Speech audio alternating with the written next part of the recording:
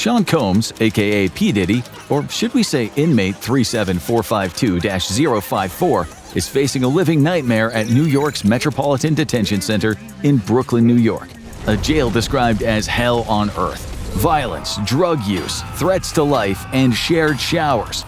No, we're not talking about Diddy's freak-offs. This is just another brutal day inside MDC. In today's episode of the Infographics Show, we'll explore Diddy's new home and his life inside NYC's Hellhole jail. Diddy is currently living the counter-life to his hyper-luxurious existence that came crashing to an end in September 2024 when he was charged with sex trafficking, racketeering, and the creation of a criminal enterprise, which included reams of sexual offenses against women. Diddy rapped his way into stardom in the 90s, eventually racking up a net worth of around $1 billion through music, fashion, restaurants, vodka, and TV.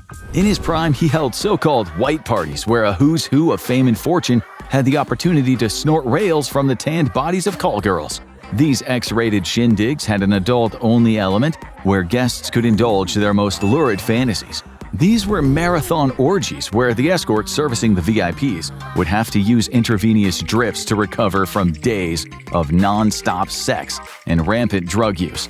Diddy is now doing hard time in a Spartan prison cell at the MDC, where the only white lines he sees are the ones he's told to stand behind as he strips and is ordered to drop and cough. As the most high-profile prisoner in the USA, everything he does is strictly monitored. His every move is recorded. He can't scratch his nose without someone watching. And you can be sure he won't end up sharing a cell with a muscular thug with hands big enough to screw off human heads. Diddy is currently being held in the Special Housing Unit, aka the SHU, a 23-hour lockdown part of the prison. That means he's purposefully being kept away from the general population, which according to a former warden is because he wouldn't last a minute in the main part of the jail. Not only is he charged with sex crimes, but killing Diddy, according to this warden, will bestow an inmate a badge of honor. Diddy is a dead man walking if anyone can actually get to him. At the very least, he'll have to pay millions in protection money. The question is, can they get to him? We'll come back to this topic soon, but first let's examine his day-to-day existence in a jail that sits somewhere within the seventh circle of hell, the violent part. Wake-up call is 6 a.m. on the dot, when Diddy will open his eyes to 4 bare walls. He probably isn't getting much sleep. The SHU is quiet during the night, but the occasional scream will no doubt wake him from his nightmares. It is also very uncomfortable sleeping without a pillow on a 1.5-inch mattress. This is a man whose $40 million 10-bedroom home, just one of his homes, had a theater, a spa, a beauty salon, and a pool connected to an underground water tunnel. There's likely no natural light in his cell, just a strip light above the furnishings of an iron bed bolted to the floor, next to an all-in-one ensuite sink and toilet. He spends 23 hours a day in this cell. His family has been allowed to see him, and his lawyer has been visiting, but the majority of his days are just him and those 4 walls, plus the odd visit from Kenny the Cockroach. Yes, he probably names them. That's the kind of thing men do in isolation. He's expected to make his bed every day after he awakes, to mop the floor and keep his toilet and sink clean. No doubt he is grateful for these cleaning duties that give him something to do. It might be humiliating for a man who had hordes of household staff, but the alternative is going insane from inactivity.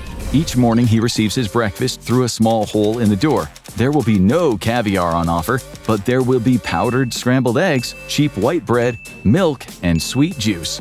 This is one of 3 meals each day, which all added up by law should give him at least 1,800 calories. One of the problems with this SHU is when he finally gets his meal, it won't be very hot. He's gone from spending $3,000 on a single meal in New York to eating cold hot dogs made from muscle and sinew.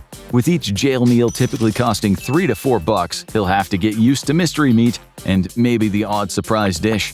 An MDC prisoner recently complained about maggots in his food. Still, Diddy has plenty of cash, and he has access to the commissary, where he can buy candy, coffee, tea, and other food treats, and likely clothes or a radio. The maximum he'll be able to spend is $160 every 2 weeks. Not much for a man who owned a $500,000 diamond-studded gold chain. He might spend a lot of time reading, although there is limited access to the library for SHU prisoners. If he is reading, it's likely material found in the jail's TrueLinks electronic law library.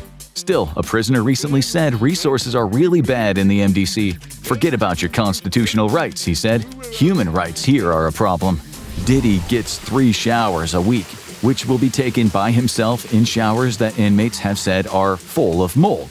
It's likely Diddy, a man who is used to the finer things in life, is now familiar with the scent that fills a badly ventilated room when large logs of fecal matter don't flush properly.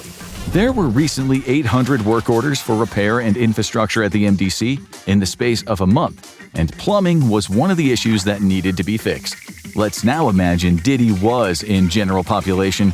This has been called hell on earth since it was opened in 1994. In recent years, it's been known for brutal assaults. Reports say prisoners receive inadequate supervision and insufficient medical care. An inmate reported people get stabbed at least a couple of times a week in a jail where inmates have homemade knives that are 6 to 9 inches long. Not long ago, an inmate was stabbed multiple times. Instead of receiving medical care, he got a 25-day lockdown. Another prisoner was stabbed to death. This happened in a jail where 6 staff members were fired over the last 5 years for doing shady business with the prisoners, which, according to a current inmate, means bringing in phones, the drugs, the razors, the scalpels.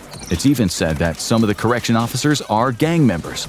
It's so incredibly violent in the MDC that judges have been reluctant to send men there. Still, they don't have many options since the Metropolitan Correctional Center was shut down, mostly because of what happened to Jeffrey Epstein. If the same happens to Diddy, you can be sure heads will roll. So, is he completely safe? It depends. Just before we started making this video, it was reported he'd left his total isolation and was shacked up in a dorm with the former crypto king Sam Bankman-Fried. But this is just a rumor. It's hard to know because the Bureau of Prisons says it does not provide information about conditions of confinement, and it definitely won't talk about security. But we do know from Diddy's lawyers that life in the jail is not ideal. They recently called the conditions horrific, attempting to get Diddy out on bail with a $50 million bond, but the judge refused, so it looks as though he is staying put. How will everything work out for Diddy? If it's true he is in a dorm, he'll be experiencing 24-hour paranoia, sleeping with one eye open, watching every move of every man. He might be living with guys who, like him, require protective custody. But that doesn't mean any of the 18 to 20 of them in that dorm won't be dangerous. A few of them, like Diddy, will be in for sex-related offenses. And we're talking about a man worth hundreds of millions, so we can expect Diddy will be paying some serious money to help him stay alive. But let's not forget that a person is innocent until proven guilty. Diddy's lawyers recently said that their client has been looking forward to clearing his name, and he is going to clear his name. And if he doesn't, his name is soon going to be landing on the lips of men who have nothing to lose, and maybe something to gain. And that's why it's almost certain if he's found guilty, he'll spend much of the remainder of his life in a protective custody unit, where he'll have lots of opportunities to discuss freak-offs with men of the predatory kind who made freak-offs their life's work. Now you need to watch Inescapable Cell designed specifically for one prisoner, or have a look at how insanely creative prisoners escaped from maximum security prison.